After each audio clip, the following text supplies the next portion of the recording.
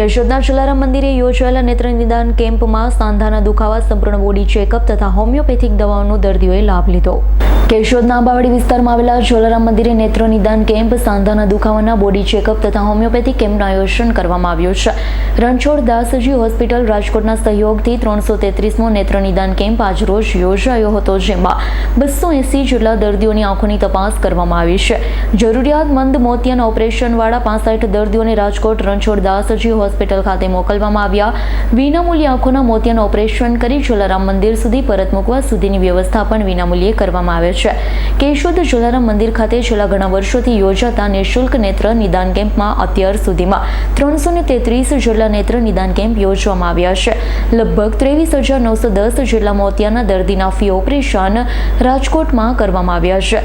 જલારામ મંદિર પહેલા અને ત્રીજા રવિવારે વર્ષોથી રણછોડ દાસજી આશ્રમ ટ્રસ્ટ રાજકોટના સહયોગથી નેત્ર નિદાન કેમ્પ રાખવામાં આવે છે।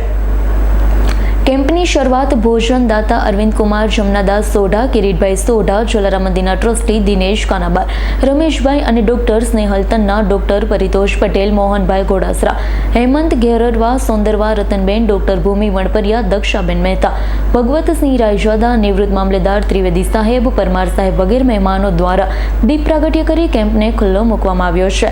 નેત્ર નિદાન કેમ્પમાં 280 જેટલા દર્દીઓને ડોક્ટર પરિતોષ પટેલ તથા શ્વેતા પટેલ દ્વારા તપાસી 65 દર્દીઓને બસ દ્વારા ઓપરેશન માટે રાજકોટ રણછોડ દાસજી હોસ્પિટલમાં મોકલવામાં આવ્યા છે। ડોક્ટર ભૂમિ વણપરિયા દ્વારા સાંધાના દુખાવા વગેરે માટે સેવા આપી હોમિયોપેથિક ડોક્ટર નિકિતા પટેલ દ્વારા 90 જેટલા દર્દીઓને તપાસી માર્ગદર્શન તથા નિઃશુલ્ક દવા આપવામાં આવી છે।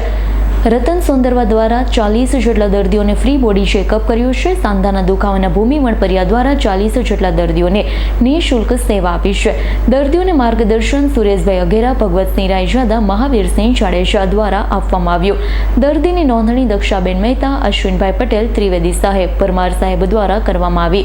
ડાયાબિટીસ ચેકઅપ બાદ દર્દીની નોંધણી કેશુભાઈ પટેલ દ્વારા કરવામાં આવી છે।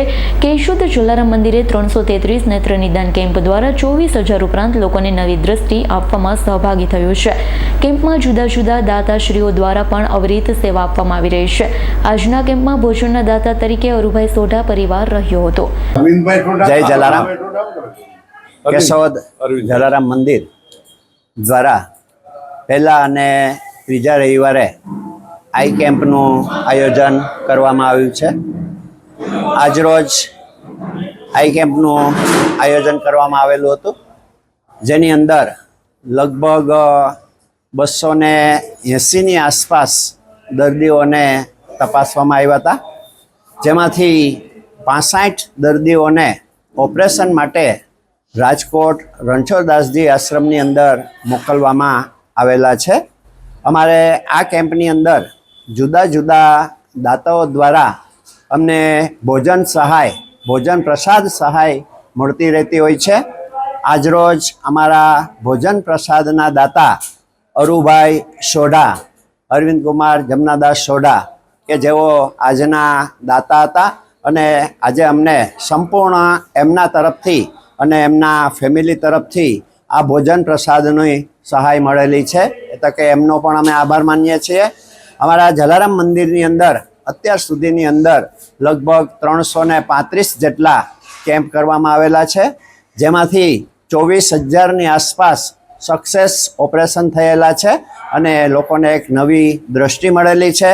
અને આ રીતે અમારું આ સેવા કાર્ય છે સતત અમારું આ ચાલુ રહેશે અને પહેલા અને ત્રીજા રવિવારે દરેકને આવવા વિનંતી। ઉપરાંત અમારે અહીંયા જુદા જુદા મેગા કેમ્પનું પણ આયોજન થતું હોય છે।